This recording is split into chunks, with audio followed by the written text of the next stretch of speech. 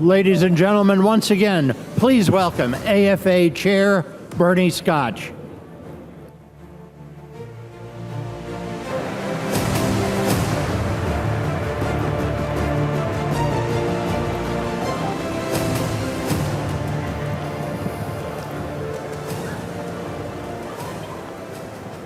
The United States' ability to rebuild our military, reestablish deterrence, and defend the homeland has never been more important. And today, the United States Air Force stands at the center of that mission. In just the last 6 months, your Air Force, our Air Force, has delivered from the precision strike of Operation Midnight Hammer to the scale and strength of this summer's department-level exercise. Airpower has again proved it can deliver options anytime, anywhere. And it's not just about the capabilities, it's about the people. They have turned complex, risky operations into decisive success while achieving objectives across the spectrum of conflict. Our adversaries are watching. They are adapting, but the Air Force is adapting faster. This is our Air Force, led by the 23rd Chief of Staff of the United States Air Force, General David Allvin.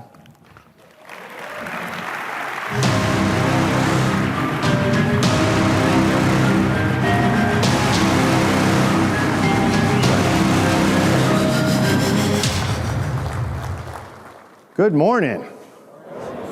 I didn't want to do the Air Force Space Force thing. Secretary already drew on that, but we got you outnumbered, Salty, but you got some great spirit there as well. Hey, thanks, Bernie. Really appreciate the intro, and thanks to Burt Field and everyone here at AFA for putting together what I know is going to be another spectacular symposium. So I think we got a little problem with the monitors here. No signal, it says. Technology. Salty, did you do that to me? No, we're good.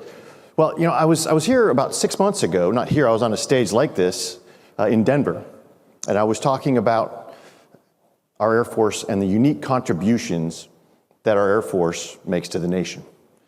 The full spectrum and the full range of options that we can provide. And I tried to put some imagery to it, so I'll let you sort of take a listen to me about 6 months ago. Here's something that is unique to the Air Force in my mind. This range of options, this full spectrum is something we do better than anyone else. And in this time, we definitely need it. The Air Force is sort of like a great boxer. So we got the ability to pop the jab. And that might give them a shot in the face, and they may think, maybe I might want to rethink my position. And you know what that is? Maybe we're reestablishing deterrence? Yes. But if not, we're already back in fighting stance. And you know what? We haven't committed hundreds of thousands of forces over there getting entangled in something that may take us years to get out of, and loss of blood and treasure. So an interesting concept, some nice imagery, to try and describe this concept. Okay, Chief, that's interesting, but can you give me an example, maybe, of that? Well, thank you for asking. And yes, we can. This summer, President Trump asked our Air Force to do something that was dangerous, complex, and consequential. And we followed through and did it. Operation Midnight Hammer. This was the largest operational kinetic employment of B-2s in their history. Over 100 aircraft, thousands of man-hours in planning and execution. This took airmen from across the bomber force, the fighter force, the mobility force. It took ISR, it took command and control, all to come together to put almost 500,000 pounds of destruction exactly where we wanted it. And it took place across multiple MAGCOMs, and it took place across the globe. And when that happened, and hit the target over and over and over again, that was your Air Force following through. And then, when the bombers came off the target and we all had left the contested airspace, there was a bit of an exhale. But we weren't done yet. We're still 17 hours away from completion. That mission was not done until every aircraft had returned home and every crew was back in the position where they started. And then what happened? Nothing. Not exactly nothing. There was a retaliatory strike and we bravely defended it. But about 30 hours after this, President Trump declared that there was a ceasefire and the 12-day war was over. We didn't have a surge or mobilization or preparing our force for a protracted conflict in the Middle East. We reestablished deterrence, and we were ready to go. But you know what? That's not enough. It's not just the precision of the weapons and the great capabilities that we brought to bear. That was amazing, but it took a distant second to the professionalism and the accomplishments of our airmen. It was a complex, imaginative mission that was designed, but with that complexity came unforeseen issues that came up in front of airmen over and over and over again. And in a story that will never really truly be told in public, our airmen were unbelievable. Time after time, they assessed the risk, they understood their part of the mission, and they knew what it was going to take to get it done, and they courageously did that. That's following through. That's your Air Force following through. But you know, it's not enough just to be able to stick the jab. You've got to be able to let your adversary know you can put them on the canvas. So how do you do that? I'm glad you asked. Because we did that again. Within 2 weeks of Operation Midnight Hammer, your United States Air Force had redeployed, reset, pivoted, and led the largest U.S. Air Force-led exercise in the Indo-Pacific since the Cold War. It was amazing. I'm gonna let the pictures do the talking.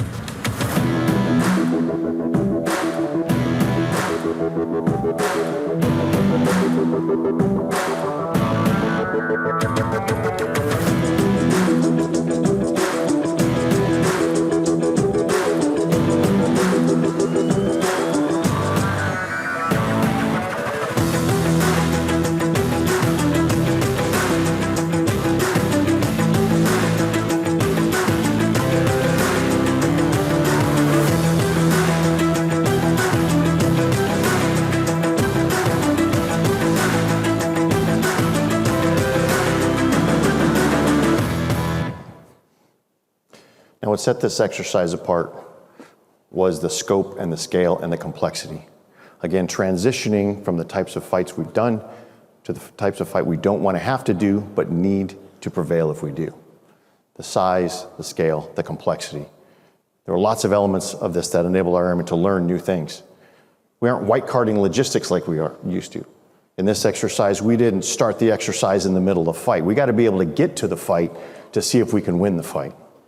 And this provided realistic challenges for all of our airmen to overcome. Lessons learned that are going to come out of RefortPack is command and control is inherently difficult, and the fog and friction of war, especially when you add in the logistics, are paramount to overcome. So from our lowest airmen, they had to struggle through, what do you do without parts? What do you do without material? And RefortPack allowed us the ability to make mistakes and learn from them very quickly. So that opportunity to learn, iterate, and execute in one fell swoop is worth its weight in gold, and this exercise provides it. Learn, iterate, execute, make mistakes, move those lessons forward. This was impressive.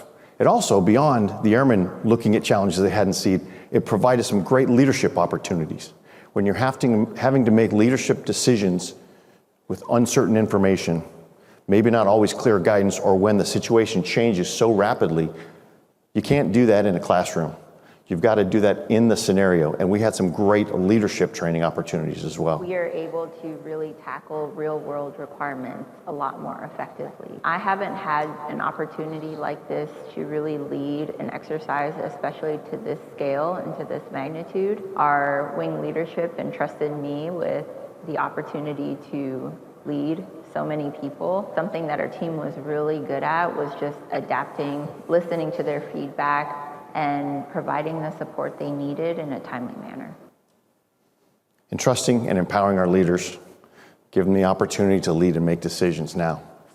This was another advantage of this exercise. And this, you saw 15,000 plus airmen coming from all over the globe, coming together to learn together in a new situation. Again, this is something that we haven't had a lot of experience in.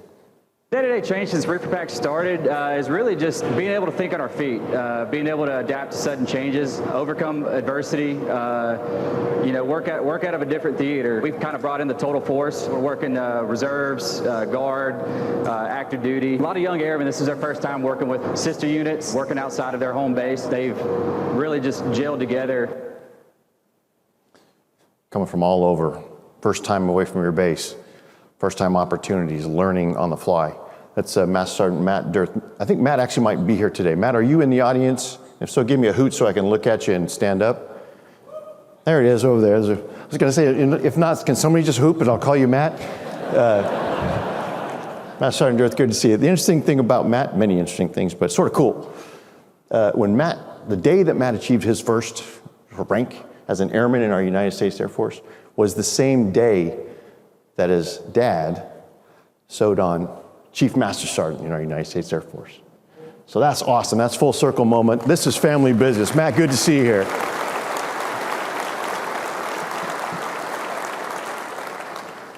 Airmen coming from all around the world, total force, coming together to learn for the first time. That's great in an exercise. That's great for learning. But you've heard me say it before, that is unsat for combat. We can't have our airmen walking into a fight in the complexity that we expect and have them untrained and learning on the fly.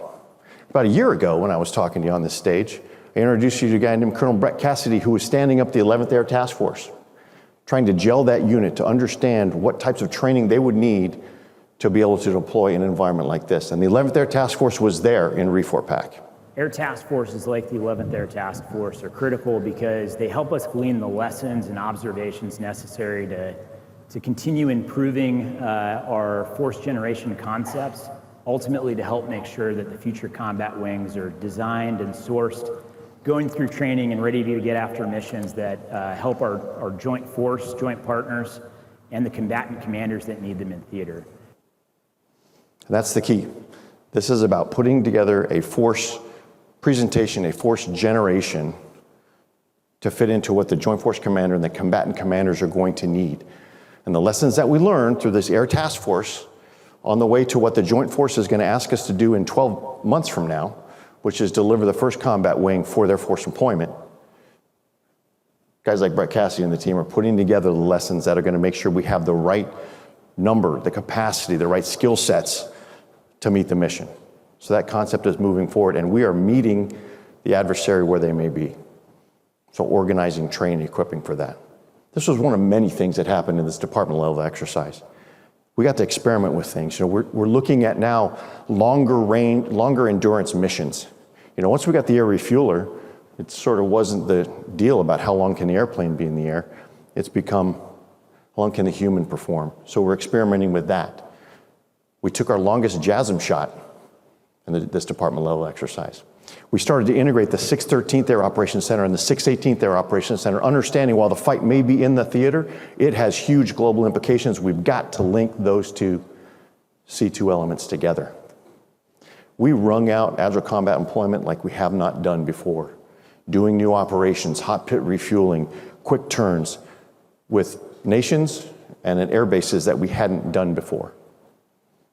We put our money where our mouth was. I told you a year ago we were going to start working on changing our inspection regime from unit efficiency to mission effectiveness, and we did several combat readiness inspections during the department level exercise. We certified a joint task force for General Schneider as JTF Air for PACAF. We did a lot of things and experimented and moved out. Here's something else though. We failed. We made some mistakes. We found some shortfalls and gaps. And if you don't think that that's the most important part, you're missing it. Because after all the money that we spent, after all the resources, after all the planning, after all the execution, if all we did was just go and validate things we already knew, might not have been the best use of our resources. So we did. We stressed the system. And we know where we fell short. And we know the capabilities we need to move forward, the TTPs we need to advance. We learned a lot. So failure is good. in training. It's not in execution.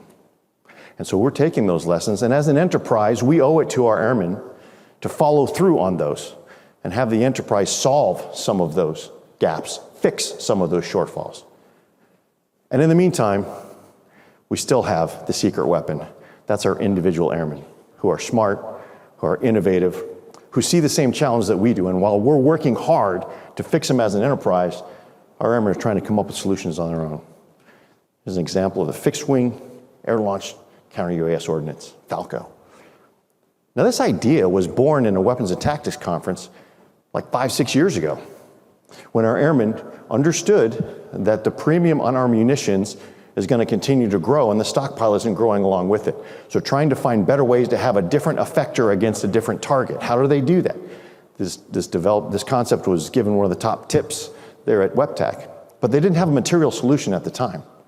And then when Russia invaded Ukraine and drones started proliferating across the battle space and we started getting more, the labs and shops involved in how we do it, we sort of glommed onto the Advanced Precision Kill Weapon System program, where they found that material solution they were missing before in form of a Hydra rocket and something you put on it to make it more of a precision weapon.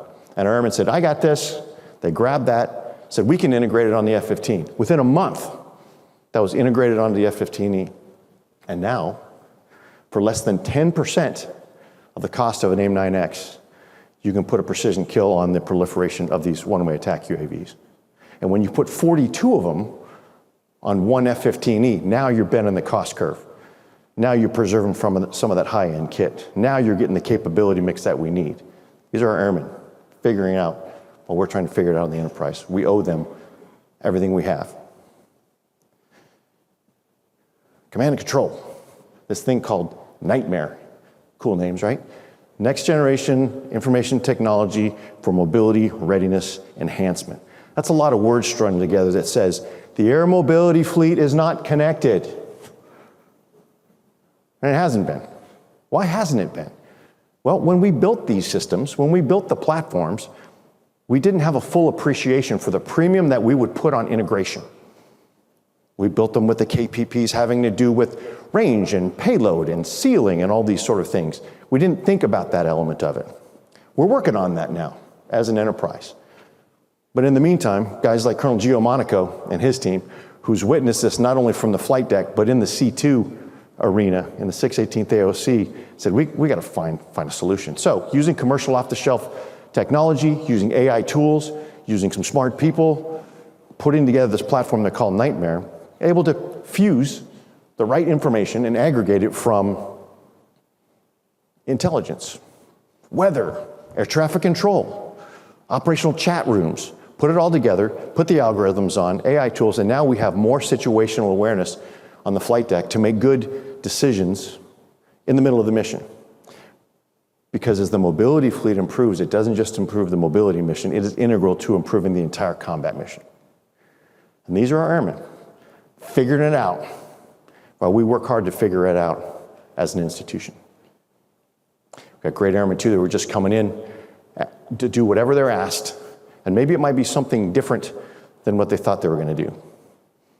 Airmen like Garrett Vance, 2.5 years ago, some law enforcement background, decided he wanted to serve his country and maybe build his law enforcement bona fides. So he joins our Air Force and becomes a defender.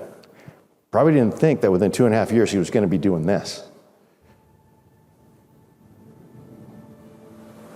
So while we were taking some TBMs and we had our heart rate up, we had a swarm of 6 Group 3 drones. They went out and they were able to down 5 of the 6. Ultimately, they left that drone to us as it was closing onto our position. So that's when our protocols start. The nerves start to settle in and you have to resort back to your training. Within 5 nautical miles is when we will engage.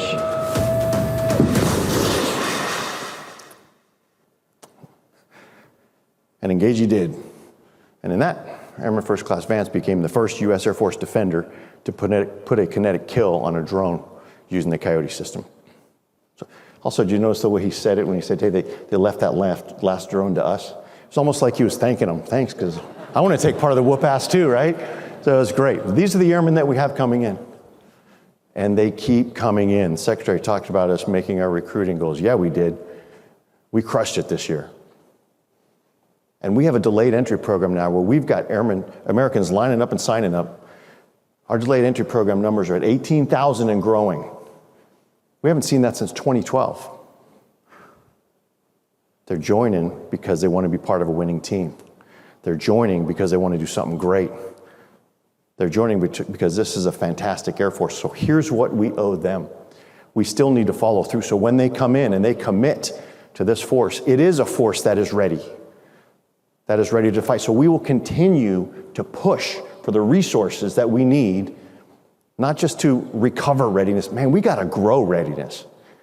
And what does that mean? That means we got to continue to advocate for the resources to put more parts on the shelf, to put more maintainers on the flight line, to put more velocity through our depots, to put more aircraft availability in the hands of our airmen, to put more flying hours to ensure our crews are ready and continue that virtuous cycle, but in an upward spiral. That's what we owe them. That's what we owe them. And that's our commitment to the airmen in the formation and those that are coming in. Can't just look at today, though. We've got to look at tomorrow. So we've got to look at how we're doing in securing dominance for tomorrow. Secretary talked about it. The B-21 program is going exceptionally well. Second aircraft, we doubled our fleet at Edwards. Now we're going to do munitions testing. We're going to expand the envelope. We're going to accelerate fielding of that platform. And at the same time, working operator, technical person, acquirer, requirer to build the sustainment concepts to where when we put this in the field in numbers, we'll be able to keep the high rate of operations that the nation is going to need for this platform to maintain our dominance well into the future. I'm always excited to talk about the Collaborative Combat Aircraft Program. Again, this is something that 10 years ago when I was on the staff, I wrote when I was writing the Air Force Future Operating Concept. We didn't call them CCAs, but we didn't know that they would eventually be called that. Here they are. And 17 months ago, we did the down select to Anduril and General Atomics. And in that 17 short months, they have aggressively pursued a program. One of them's flying and one of them's imminent. And with the government reference architecture, we're building the autonomy to go into those platforms. At the same time, we're building the platforms. And at the same time, out in Nevada, we got great airmen figuring out the operational concepts, the logistics concepts, the sustainment concepts, how we're going to operate this in a way that fits into the next generation air dominance family of systems. Last but certainly not least, in that family of systems, after years of work, hundreds of test hours, thousands of years of man years in the lab, the President announced the F-47 as the 6th gen fighter. It's the platform that, along with all of the rest of the systems, is going to ensure dominance into the future. We got to go fast. I got to tell you, team, it's almost 2026. The team is committed to get the first one flying in 2028. In the few short months since we made the announcement, they are already beginning to manufacture the first article. We're ready to go fast. We have to go fast. And if you're skeptical, check this out. And she let me know that we won. That's the shop floor in St. Louis and Boeing when the CEO, Steve Parker, announced the president was going to announce that day that Boeing had won. Those aren't people who just show up to work. Those are people who are committed to do something great for the nation. And there are Americans on shop floors, industry all across our country, in the shop floors, in the labs, out on the flight lines, doing the tests, that want to put together the dominance for the future. We're gaining momentum.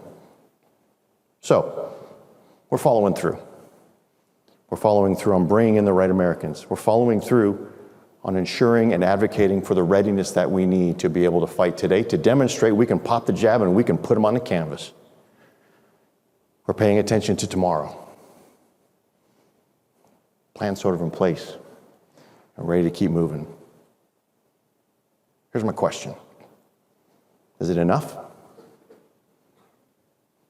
Are we going fast enough? Are we reaching deep enough? There's a lot of change going on right now. There's a lot of change going on right now. And it's perfectly natural to say, let's catch our breath a minute. Let's sort of take stock of things. But in this environment, with the consequences on the other side of it, we have to beware of the familiar. Be cautious about the warm blanket of the comfortable.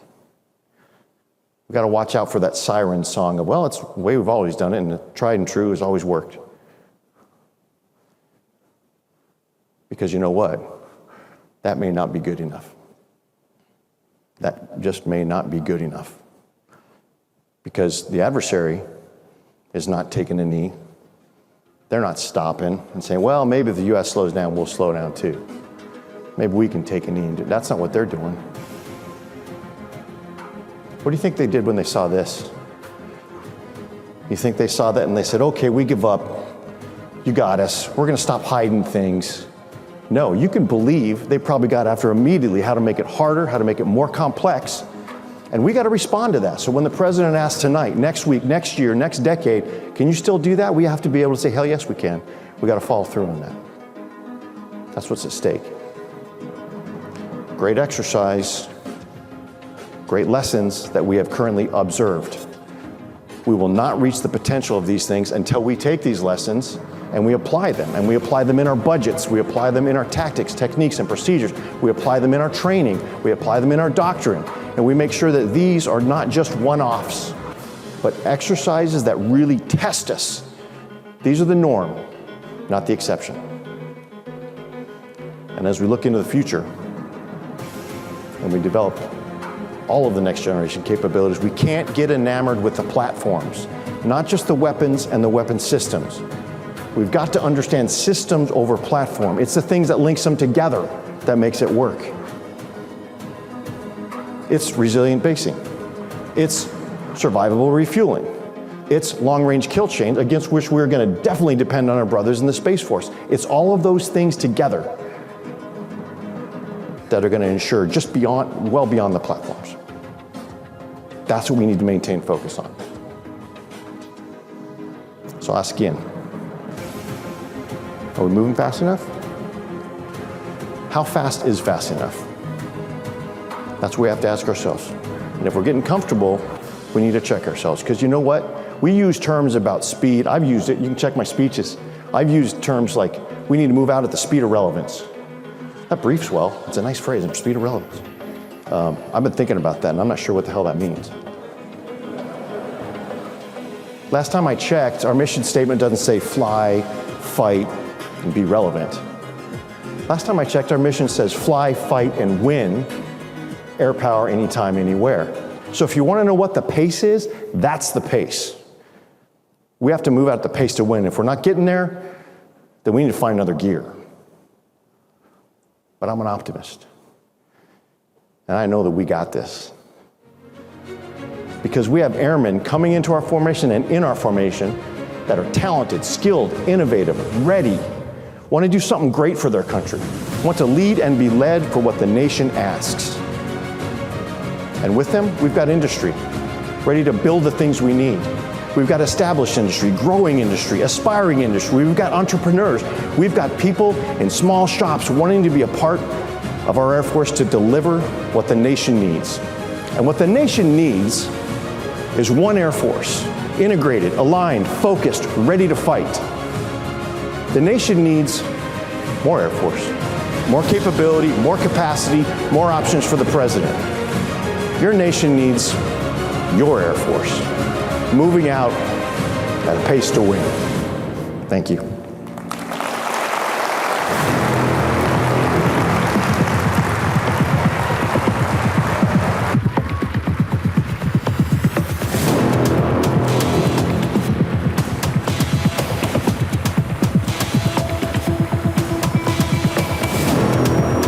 Thank you, General Allvin. Ladies and gentlemen, please remain in place. And will Generals Allvin, Scotch, and Field please join us on stage for for presentation of a Lifetime Achievement Award. Will General John Jumper please join them?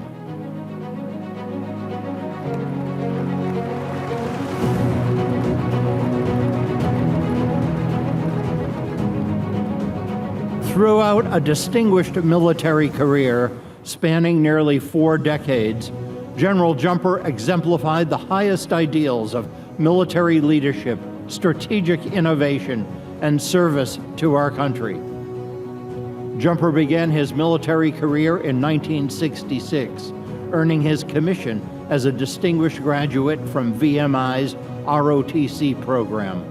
He quickly rose through the ranks, distinguishing himself as a fighter pilot, commander, and visionary leader. As a command pilot with over 5,000 flying hours, including combat missions in Vietnam and the Persian Gulf, Jumper's operational expertise and courage in the air set the foundation for his leadership on the ground. Jumper flew multiple aircraft, including the F-4 Phantom, F-15 Eagle, and F-16 Fighting Falcon, and played a key operational role during Operations Northern Watch and Southern Watch over Iraq. He commanded at every level, including a fighter squadron, 2 fighter wings, a numbered air force, and ultimately at Air Combat Command, the largest major command in the Air Force. He also served as commander, U.S. Air Forces in Europe and Allied Air Forces Central Europe, enhancing NATO's air interoperability and readiness. General Jumper culminated his military career as the 17th Chief of Staff of the United States Air Force, serving from September 2001 to September 2005, a period marked by unprecedented challenges of the post-9/11 world. During this time, he led the Air Force through major combat operations in Afghanistan and Iraq. Jumper also oversaw one of the most significant transformations in air and space power in modern history, with the development and integration of unmanned aerial systems and refinement of precision strike capabilities. His vision of integrating air, space, and information dominance into a cohesive warfighting capability redefined how the Air Force operates to this day. Beyond his military service, Jumper has remained committed to service and leadership in the civilian sector. He served as CEO and chairman of Leidos, guiding the company through complex national security missions. Additionally, Jumper has dedicated his time to AFA program development, veteran advocacy, mentorship programs, and charitable organizations supporting military families, wounded warriors, STEM education, and youth leadership initiative. His numerous awards and decorations include the Defense Distinguished Service Medal, Air Force Distinguished Service Medal, Legion of Merit, Distinguished Flying Cross, and Air Medal with multiple oak leaf clusters, among others. Jumper was also honored with the Order of the Sword, the highest honor the enlisted corps can bestow on a general officer. We are honored today to add to that impressive list General John P. Jumper's unwavering commitment to the nation, both in uniform and in civilian life, exemplifies a lifetime of service, sacrifice, and excellence. The Air and Space Forces Association is proud to present its Lifetime Achievement Award to General John P. Jumper.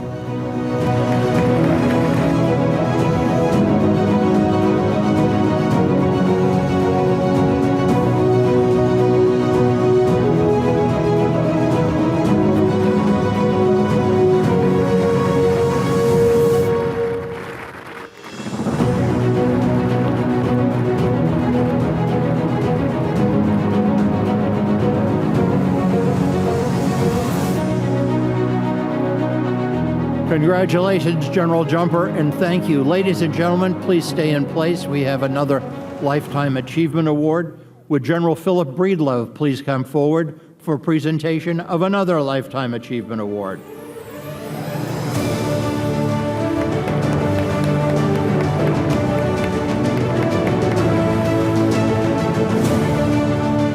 The Air and Space Forces Association is honored to recognize the incredible accomplishments and lifetime of service of this truly remarkable individual.